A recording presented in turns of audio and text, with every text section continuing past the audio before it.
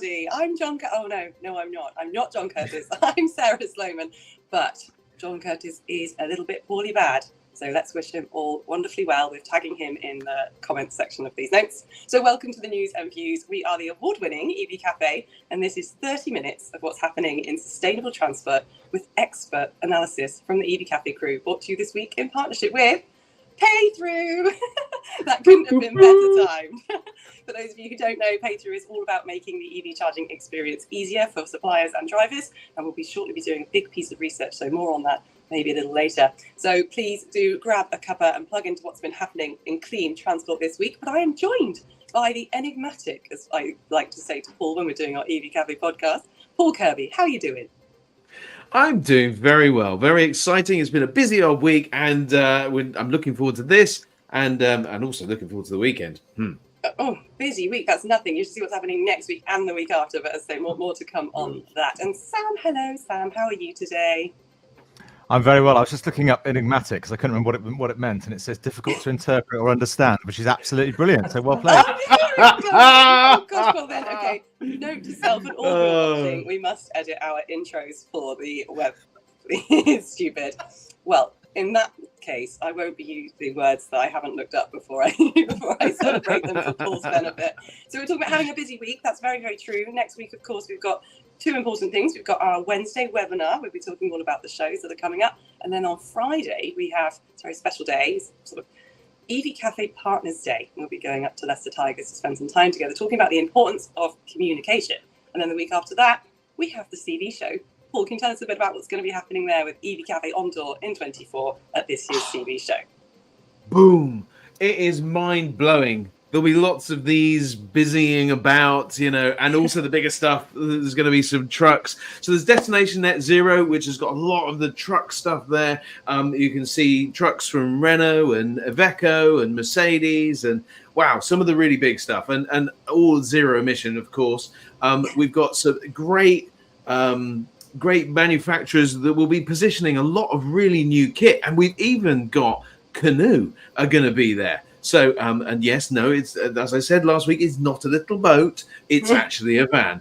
It's really cool. There's a post on LinkedIn about it. If you want a little taster, go and check that out. We've also got the EV Cafe Village, and we're going to be having talking sessions in the village. So we've got a morning session, which will talk about this very thing, which is the zero emission van plan. People from BVRLA, hopefully will be joining us, and a few other people that will be able to talk about that. And in the afternoon, we'll be talking about the vehicle ecosystem. And we also will have a fireside chat with Russ Peterson from Monroe. Wow. So if you want to hear and talk to a founder of a startup, it will be amazing. And of course, we've also got talking sessions around the show. And I'll leave that to Sam to tell us a little bit about one at least. Oh, I only know about the one, and that's the one I'm doing. Looking forward to that. Future of Depots, I believe, is the title. So we're looking forward to talking about what the future entails for decarbonisation of vehicles in the fleet environment, which isn't just the fleet, but it's how they go and access charging outside of the depot walls as well. So it should be an interesting chat. Something I've been doing for a long time. So it'll be fun to talk about the advancement, what people have done, and what people expect to do going forward, given that the ban on diesel and petrol and hybrids is getting closer by the year, would you believe? So every year it focuses the mind just a little bit more, which is good news. Yeah, that will be really good. And of course, in the evening times, there's always fun to be had at these shows. That's why people tend to go for the 2 days or 3 days, whatever they can manage. So I'm going to be there on the Wednesday, I think, is the main day, but there's some bowling happening. Is that right? On the Tuesday night, you guys are going to have some fun? We're going bowling. And that is going to be exciting. Johnny Berry won last time out, so Sam and I have got a job to do to make sure that doesn't happen again, even if we have to drop a ball on his foot. Oh, absolutely. Well, all this talk of fun, and we need to do some serious headlines though, guys. Let's put our serious news faces on and see if we can cover these off. So coming up, we have got DPD and Royal Mail support the sharing of EV charging infrastructure, mobile signal quality impacting EV transition, ? And more than 5,000 charge points installed in the last quarter. And finally, Formula E will be using sustainable technology to power its events. Now, before we go on to the serious news, I need you guys to do some shout outs because I'm dialing in off my phone and I can't see who's here. Well, I can do some of those if you like. I'll pick up Sarah Clark straight away because she's got a great surname and she spelt it correctly. Well done. Trevor Palmer, always there. Toby Hiles. I cannot believe it, Paul Kirby, he says. That's a nice play on words. I'm sure Canu will be flying in to the TV show. Anyone that knows will know what that means. Oh, okay. Marvin Samuels, welcome to you. David Bushnell, as always. Ashley Bannister, 1 minute past 10. You're late. I'm disappointed. Michael Barton, same for you. 1 minute past 10. What are you playing at, you boys? Honestly, I thought I expected more of you. Colin Hennessy, 1 minute past 10 as well. Disgraceful. Why are you late? Unbelievable. Mark Main. God, there's millions of them. How does Paul do this? Not Paul, John. Always get you. John, yeah. Well, see, John is kind enough to do them in order so that we get to go Clean Tech Fan. Well done. You were here first. Again, a hat trick of being first. And so, and then we go down the order, and Jennifer Smith from Schneider Electric. Fabulous. She's one of our partners, our bronze partner, Toby Hiles, and the one that got excited about the canoe. And of course, Sarah Clark, with Clark spelt very dodgily. Russ Morgan, morning to all the humans, and humans we are. And the David the Bushman Bushnell, fabulous, and Mark Main, late brigade. Yes, absolutely, to Sam's point. So anyway, there you go. Johnless, good luck. I like that. Exactly, Tony. Well done, Tony. Very, very best. But we all love you, and please do keep that chat flowing because I'm not there to be able to talk to you all whilst we do the news. So this first headline is quite important. It's about DPD and Royal Mail supporting the sharing of EV charging infrastructure. There is growing interest amongst fleets for shared charging facilities, with DPD and Royal Mail prepared to share access to their infrastructure. This is according to the most recent Fleet News at 10. Other news services are available. Paul Hollick, chair of the Association of Fleet Professionals, otherwise known as the AFP, told the monthly webinar that the two delivery firms were keen to open up their charging facilities to other fleet operators.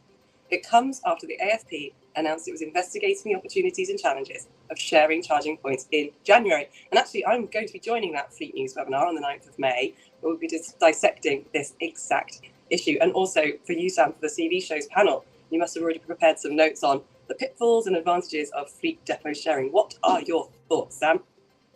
Yeah, I mean, preparing notes isn't quite my thing. I normally just That's blag a lie. it. We all know you sellotape them around the screen. Yeah. That's only when I'm reading out people's intros on the webinar. Otherwise, I'll get completely lost. That's not true. Carry on, Disney. No, yes. Paul Hollick is absolutely correct about the fact that there are challenges there. It's definitely a good thing to do. We need to share. We need to collaborate. But there are a number of reasons why it's complicated. And I'm doing a lot of work on this at the moment, as it happens, for my day job, in terms of trying to enable multiple different hauliers to be able to access the same charges at different people's depots. Whether it be, smart charging enablement of the chargers, the RFID cards, the fleet access, the billing rules, the roaming agreements. If there are, All-Star is a major contributor to all of this because so many of the major fleets use All-Star cards. How do they access the chargers at depots as well as in the public domain? Because that's what people are asking for. Time of use tariffs, scheduling, bookability, reservation, location rules, geofencing, liabilities, of course, security provisions. There are quite a few. GDPR is another one. There's quite a few things to think about when it comes to how you actually access charges in somebody else's depot. But if we can tackle all of those things, tick them all off and make sure we're covered, then we will be able to collaborate far more extensively. But it is a complicated exercise, and the ones that I highlighted are just a handful. There's a few more. Very good. And the ones that you just highlighted, you read because I could see you reading them. And I did, so you weren't winging it, and you did take notes, and they are sellotaped all around your screen, probably. Flip the camera. So, Paul, actually, seeing as you did pipe up there, I'd like to come to you next because, of course, this is research done back in January, I think, where there was 30 fleets consulted, and it says here almost 2/3, 62%, would consider allowing electric vans from other operators to access charging infrastructure. I think this gets blurred when people fear that Mrs. Higgins, or Mrs. Higgins, whatever she's called, comes into your depot and starts faffing about. That's absolutely not the case in this instance. But there are hopefully, with the new policy legislation, ways of opening up private charging at night time in a car park scenario. What do you think the take-home van fleets are thinking and feeling at the moment? Well, first of all, Mrs. Miggins takes our vans homes. Yeah, absolutely. And it is definitely Mrs. Miggins. We always we love Mrs. Miggins, and big shout out for Mrs. Miggins. But the point, I guess, is that Sam has highlighted a great list of things that do need to be considered, and there are now companies that are coming to market that have kind of thought through these processes and are sort of setting up software platforms. We're already seeing, so I've visited Welsh's Transport, who have started this process, and as yet that there's very, very few vehicles on the road in their world, in that truck world. But I think that getting home to car parks and that shared space is critically important. And there may be ways of parking your vehicle, your own personal vehicle, in the space that you then swap it out for. I don't know. I mean, there's lots of ways of doing things, but what's important is we are thinking, and Sam with his comprehensive list, obviously beginning to workshop these ideas out, kind of coming up with the barriers and understanding how we can knock those barriers out of the way. And I think, if we can do that with the Association of Fleet Professionals and everybody pushing in the right direction, we'll get the vans home and they'll get charged. There's a really interesting wording within the policy legislation around consumer and charge point.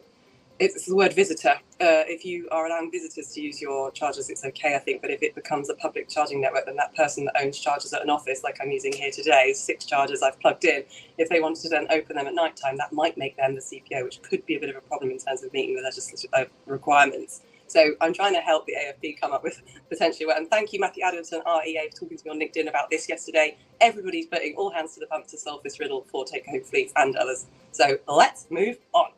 So this story came up last week. This is about mobile phone connectivity in particularly AC or rural charging environments. So this story covers the RAC's recent report.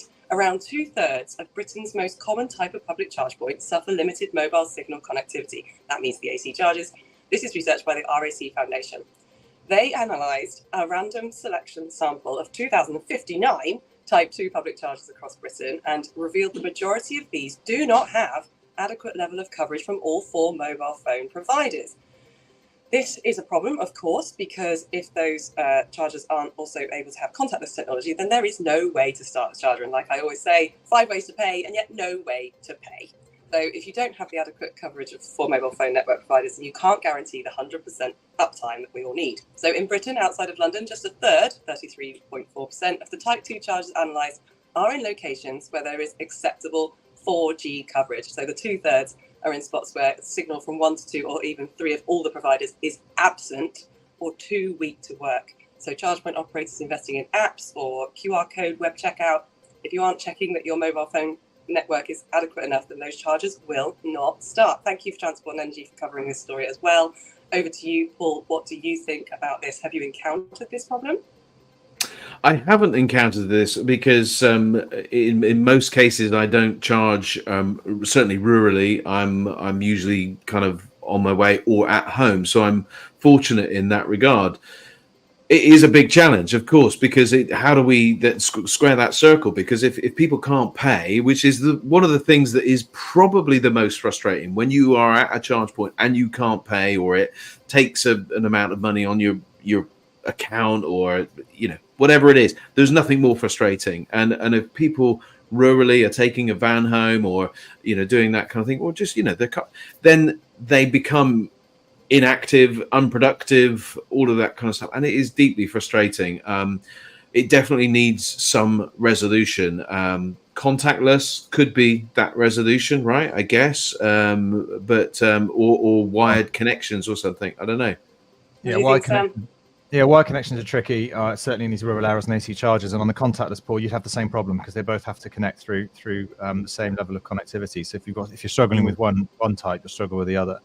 I mean, as you pointed out, there's a slight sensationalist flavour to this title. Saying the most common type of public charger, but of course, the vast majority of people on these sort of journeys are using the DC network, not the AC network, for high power charging on the move. But similarly, we also suffer occasionally with connectivity issues, but our system is defaulted. And if you've ever had a free vend or a free charge with GridServe, it's possible that's because we've lost connectivity momentarily, and therefore the charger will just free vend the electricity anyway.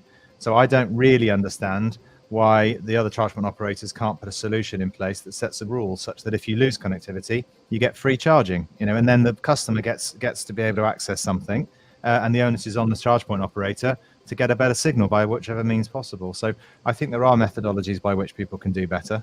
We've got a solution for it, so I don't see why the others can't do it as well. Okay, just coming in there. So there's, of the sort of 60,000 chargers in the UK at the moment, over 40,000 of them do fall into this category. So it's a significant proportion of the stock out there is experiencing this problem now. Whilst it's applicable to say, obviously, on the strategic road network, you can absolutely charge, and it's brilliant that businesses are giving away free vend.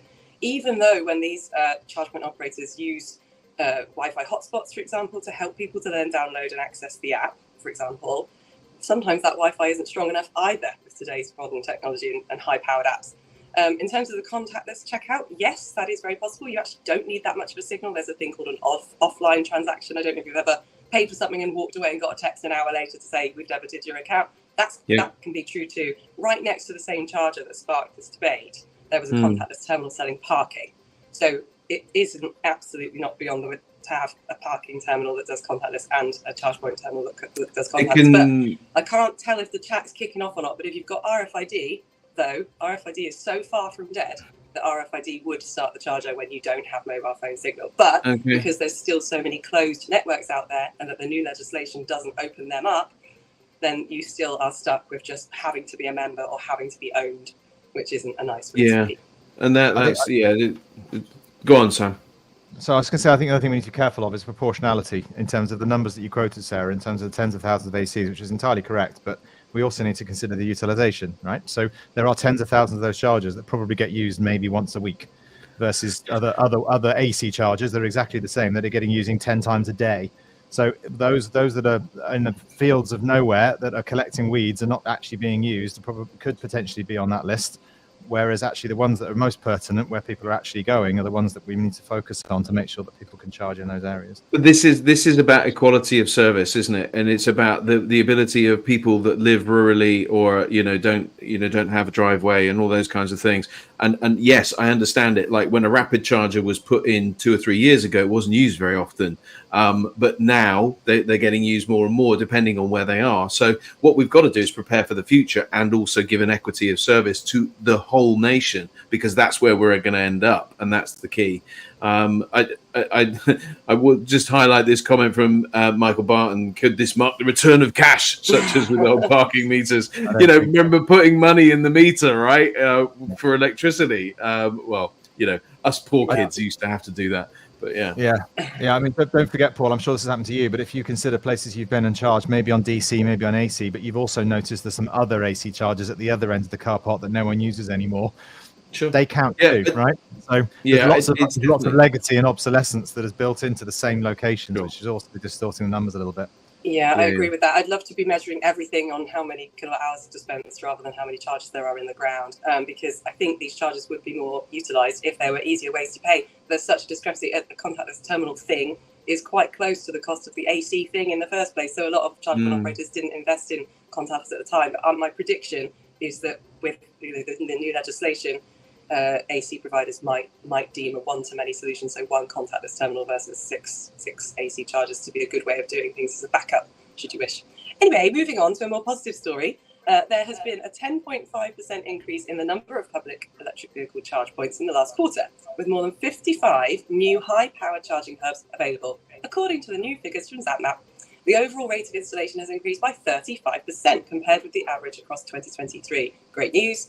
And now we have some nearly 60,000 charging devices installed. This figure represents 10.5% increase. That's impressive. And I know Ritserv and Ionity and Osprey and all the other high-power chargers have been so busy this month. The latest tables show Instavolt having the highest number of high-powered chargers in the UK at the moment. What news do you bring me, Sam? Nothing. Apart from the fact this news is great, and everyone is busy. Everyone is busy this month. Everyone's busy for the last year in the CPO world. In particular, those that you've highlighted, the Instavolts, the Ospreys, the Gridservs, have done fantastic work in bringing more chargers. And what is also pertinent is it's not slowing down either. So we're going to hear the statistics again and again because all of us are not stopping. So you can't. It's visibly obvious now. Pretty much everywhere you go on the motorway service areas, it's not just GridServe, but it's the other charge point operators as well, are putting in huge hubs and building out chargers so that my phraseology, which I you don't stop to charge, you charge because you've stopped, is becoming more and more relevant as time moves on, such that we're all going to be able to graze like we do when we fill up with petrol or diesel historically, in a far more convenient way. And the more and more of these sort of charge points that are being put in hubs across the country is only going to aid with that logic and make the entire EV infrastructure something which is no longer it's all about the infrastructure. As time moves on, that is becoming less powerful in an argument, which is great. I don't want to be, but I have to be a little bit of a voice of reason here, because the 5,000 charge points, the publicly available charge points, are great for the cars, and I get it. And I know Sam, GridServe, ZHID, all of that sort of stuff is working on the truck world. We've got the van world, which does have a challenge around charging infrastructure. These are the public charge points, I'm presuming. These aren't necessarily the private charge points, both DC and AC, that are or aren't being deployed. And what we're definitely noticing in the van world is that there is a dipping in terms of demand at the coalface for the actual vans themselves, but also maybe a softening of the charger market as well. And it's one that is curious for me, because I think the commercial vehicle sector needs power at the depots, because we can't be at the whim and fancy of the public charging points. Also, they're vastly more expensive, and you can't rely on them 100% because of productivity and so on. So we do need to see this continue, and it's great news, and it will give a broad feeling of confidence. But we also need to address the very specific issue around commercial vehicles and also depot charging, where we can charge securely at a price that is within our control. Yeah, and thank you. Following on from your point, Paul, I think it says in the article, Osprey did the most. They did 350 charge points, and what Osprey have always tried to do is sort of larger bays that at least vans could access the driving in and out. They just released a new one in I think it was Staffordshire just yesterday, and I was admiring how wide those bays were and how you could block another one if you needed to, and so on. So that's really great news. The difference here, of course, the bit that's difficult is most of these are on the strategic road network. So again, great for fleet trunking up and down. That's fantastic. And the private driver will just have to muddle on through. The difference again, though, is the price difference between obviously a high-powered charger and an AC charger. And parking and charging is the most logical way of doing things. To your point, Sam, you don't stop to charge, you charge because you've stopped. Well, I'd quite like to stop overnight and pay half the price if I could. So destination charging absolutely has its place in hotels and places where these drivers are going to be staying. But you know what, Sarah, the crazy thing is that we're seeing 85 pence a kilowatt on AC chargers. Even the 79p. Yeah, it's crazy. It's just not right. reasonable. It's not reasonable at all, and that is profiteering. It feels, because you're putting these in. But for an AC charger, Sam, that's paid for itself in about 6 days. A singular charger. Yeah, a singular AC charger. AC chargers put in 2 or 3 of them maybe, and they're charging 79p a kilowatt. That's a very, very quick return on investment. Very quick. And you've got to consider that is not reasonable over the period of time. What costs are you assuming? What costs are you assuming to get the grid connectivity on that example in your head? Probably none. £500,000? No, Sam. AC chargers in a single point. Your scenario is different, right? Yeah, all I'm saying is a lot more costs that you don't necessarily understand that are there in the background, which equate to higher prices. It's not just the fact that I do understand the cost of AC charging. It doesn't pay for itself in a couple of days because the charge is a couple of quid. I'm exaggerating. I'm exaggerating for effect, but it does happen quickly. But and the costs are not ridiculous for AC chargers. So you've got AC charger, a bit of software. You don't need to upgrade the grid. Typically, look, the cost could be considerably less than it is at 79p. I'll say it again. It's profiteering at 79p for an AC charger deployed in a residential or where they've got fairly simple infrastructure requirements. This is where software will save the day. This is where software will absolutely unlock the capacity, the capability, I'd say, not capacity, of the hardware, because you can do things like incentivize charging, dynamic charging, making sure that if you are, say, a regular user, perhaps you've got a user group registered to you or your business because you regularly park there, there may be a more favourable rate if you sign up to something, which is what I really do predict will happen, particularly if we start to see patterns around people parking and charging in specific places. So yeah, fingers crossed it will announce. As much as I'd love to get the popcorn out, and I can't see what the chat is doing, I hope it's kicking off. We should probably cover the last story. This is about Formula E. I do like to include a fun futuristic story. So Formula E has announced a multi-year deal with leading global energy solution provider Aggreko to provide the latest sustainable technology to its events globally. This will help the series achieve its emissions reduction target, validated by the Science Based Target Initiative, of 45% across scopes 1, 2, and 3 by 2030 from Season 5 2019 baseline. As an official provider for Formula E, the world's first net zero carbon sport in line with 2020 definitions, Aggreko will ensure events are powered by renewable energy, such as biofuel generators, solar arrays, and the latest battery technology. Did you hear about that? This is a new one for me. I think that's fantastic news to see. It really showcases what's possible. Yeah, it is. It's really good, and I'm really pleased to see Formula E doing all of these different initiatives, and these ones particularly address things not on the racetrack, but equally the vehicles themselves and the technology that is being created through that innovation is really, really important, as it has been in the Formula One world with things like the kinetic energy recovery system (KERS), which has been used in Formula One cars, which now was translated into the manufacturing of mainstream vehicles. And anything we can do to showcase the best, most renewable ways of generating energy, storing energy, distributing it. And I'm sure the Formula E cars are going to have megawatt, 2, 3, 4, 5 megawatt charging pretty soon, so that their pit stops are several seconds before they're on the road again. All that stuff will hopefully develop, and therefore also bring through to us driving normal cars on our normal driveways or normal streets. So yeah, it's all good news. It's the development of technology, and really at the pinnacle of sport that hopefully will then translate down into the mainstream. Paul, if I may come to you next, just because I do know Aggreko, but only because of the batteries. If you see them, they are massive and very well branded. Are you seeing fleets starting to think about this sort of technology at their depots?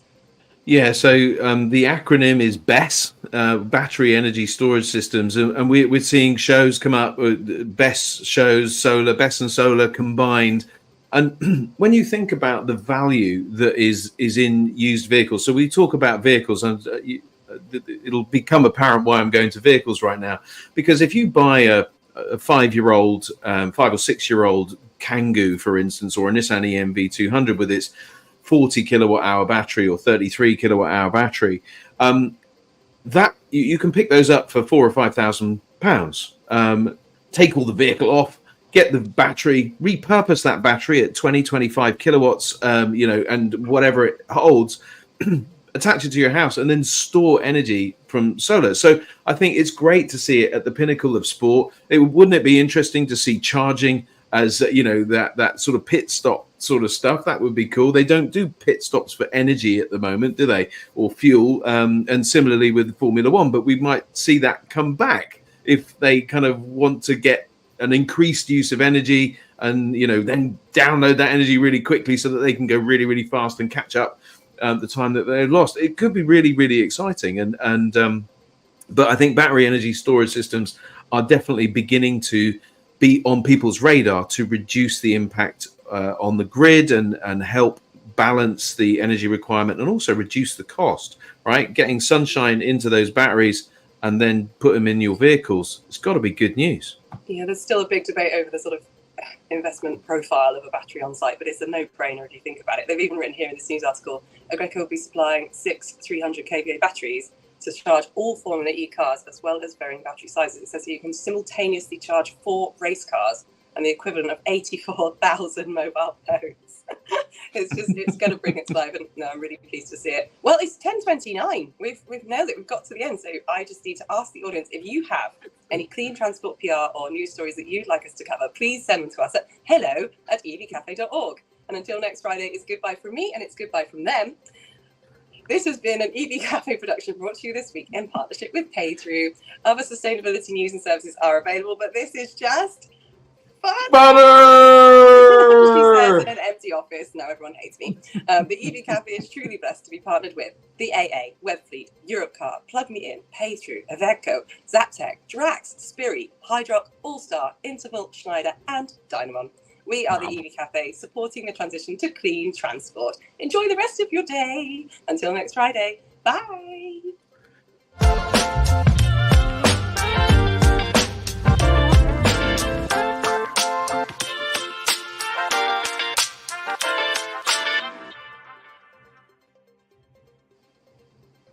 Wow, Aw, thank I goodness love for the Saz. news.